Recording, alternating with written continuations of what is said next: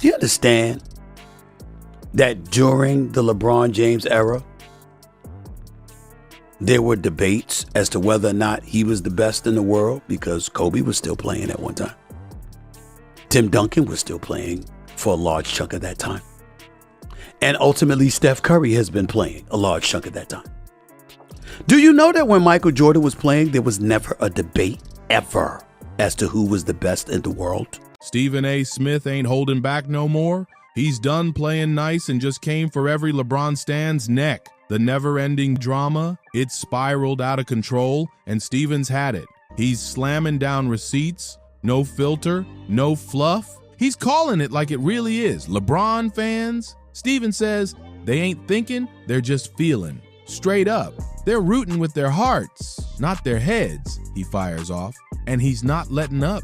The rings, the dominance, the legacy, it all screams one name, Michael Jordan. And Stevens shouting it loud for the folks in the back. Smash that like, subscribe to NBA Showdown, and drop your take before the comments explode. This one's pure. Stephen came swinging, dropping facts so cold they'll freeze the whole debate. He pulled out Jordan 6 for 6 like a boss. Never needed a Game 7, never fumbled a finals. 10-time scoring champion. Locked down both ends of the court. MJ wasn't playing.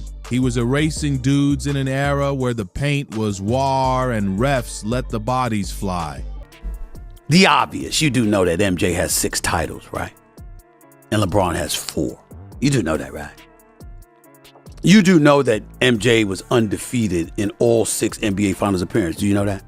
You do know that Michael Jordan never allowed an NBA Finals series to get to a 7th game. Did you know that? I'm sure you did. Did you know he's a 10-time champion? And LeBron has won a scoring title 1 time? Did you know he's a 9-time first-team all-defensive player? LeBron James did that 5 times. Did you know that Michael Jordan is the former Defensive Player of the Year, 1988? LeBron James has never won a Defensive Player of the Year. This ain't about who lasted longer. This is about who owned the moment.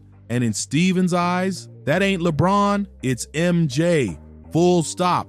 Now let's talk defense, real defense. The type that made grown men second guess even stepping in the lane. Line up MJ's numbers against Bron's and suddenly things get real shaky for Team LeBron. Steven admits LeBron's a beast, explosive, durable, a generational talent, but he says there's one stat Bron still can't touch: impact, total domination, legacy level presence, and that's where Steven draws the line, loud and clear. Stephen A. ain't out here fanboying. He's slicing through the noise with straight surgical takes. No fluff, no bias, just cold, sharp basketball facts. And yeah, they sting like hell. Total domination, offense and defense. He throws LeBron a little love, even calls him a worthy number 2.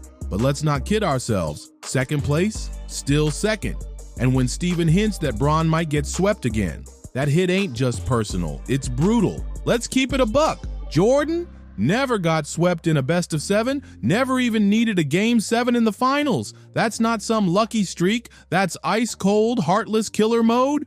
Pressure never cracked him. It built him. Steven's not just throwing around numbers. He's breaking down legacy.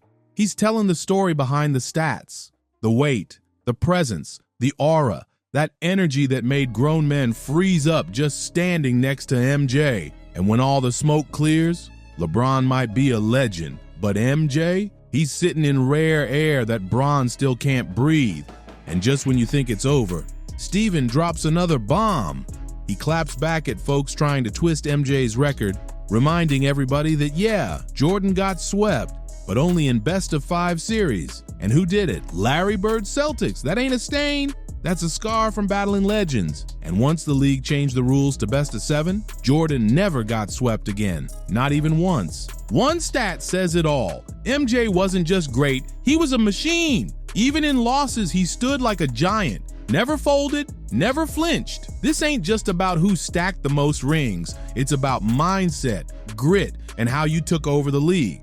Jordan didn't cry to the media, didn't run off to team up with stars. He leveled up, stayed loyal, and dominated with nothing but raw talent and savage hunger. By the way, Michael Jordan, he got swept twice, just like LeBron did. But it was in best of 5 series in 86 and 87 to Larry Bird, McHale, Robert Parrish, Dennis Johnson, Danny Ainge and those boys. In a best of 5 series. Michael Jordan has never gotten swept in a best of 7 series in his career. Stephen A. throws that in your face for a reason. Wait, because when you break down LeBron's journey, it's full of asterisks. Too many excuses, too many he needed more help, or the West was too tough, or check the advanced stats. It's always something. That's why Stephen says Team LeBron ain't thinking straight. They're feeling it too hard, not seeing it for what it is. And then he strikes a nerve, perception. Back in MJ's day, nobody argued about who the king was, nobody. But with LeBron, it's always been a fight. KD had his time, Kobe had folks declaring him the one. Steph straight hijacked the league for years. That alone, it speaks loud. If you're really that guy, no one else even enters the convo. Stephen A. name drops the heavyweights, Kobe, Duncan, Curry, all Hall of Fame, all incredible, and every single one had stretches where the world said they were the best in the game, even while Bron was active. That's the issue right there. With MJ, there was never a question, never a debate. He didn't earn the title. He was the title. And the wild part... Do you understand that during the LeBron James era, there were debates as to whether or not he was the best in the world because Kobe was still playing at one time. Tim Duncan was still playing for a large chunk of that time. And ultimately, Steph Curry has been playing a large chunk of that time. Do you know that when Michael Jordan was playing, there was never a debate ever as to who was the best in the world? MJ didn't need the media writing for him, didn't need hashtags or PR teams. Players knew, coaches knew, legends and fans all knew. The crown wasn't handed to Jordan, he took it. No debates, no cosigns, just silence. And that silence, LeBron's never had it. Matter of fact, Bron's whole career been full of disclaimers. People always out here defending him, spinning his legacy, trying to patch the gaps. And that alone tells the whole damn story. Then Stephen A. rewinds the tape, back to before the rings, before the Bulls were a dynasty. He reminds everybody that by 1988, MJ was already that guy. And this was while Magic and Bird were still running the league. But even they knew what time it was. Larry Bird himself said it. Jordan was God disguised as Michael Jordan. That wasn't a compliment. That was the handover of the throne, live and unfiltered. Even before Michael Jordan won the title in 91, from 88 on, it was clear that Michael Jordan, even with Larry Bird or Magic Johnson winning championships, it was clear that Michael Jordan was the best player in the world. Larry Bird called him God in gym shorts. MJ didn't beg for respect, he snatched it. No begging, no promo runs, no hashtags trying to force a legacy.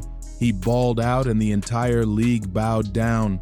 Players, coaches, fans, they didn't need convincing. They saw greatness in real time and spoke on it. That's why Jordan's legacy, untouchable, airtight, locked down forever. Stephen A. lays it out plain.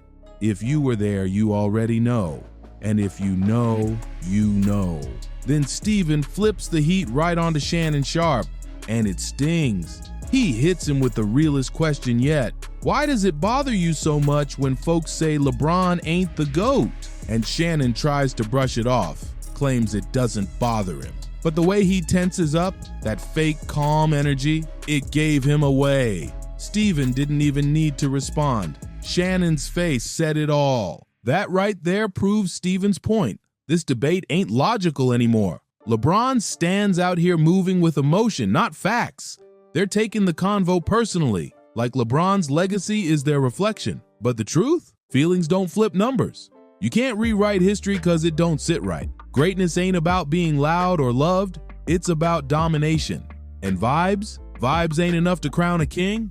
And that's where LeBron's whole GOAT case starts crumbling. MJ didn't need hype men or emotional fans running defense. His game did all the talking. And here's the cold truth. No amount of passion can erase what the record books already exposed. Stephen A. ain't just sharing opinions. He tore the whole thing wide open. This ain't even basketball talk anymore. What we're watching, it's an identity crisis. These LeBron fans, they ain't defending a player, they're defending themselves, and it shows. Steven laid the pattern out in plain sight. Every time the convo gets real, it's all tears, goalpost shifts, and media spin. But he makes it loud and clear.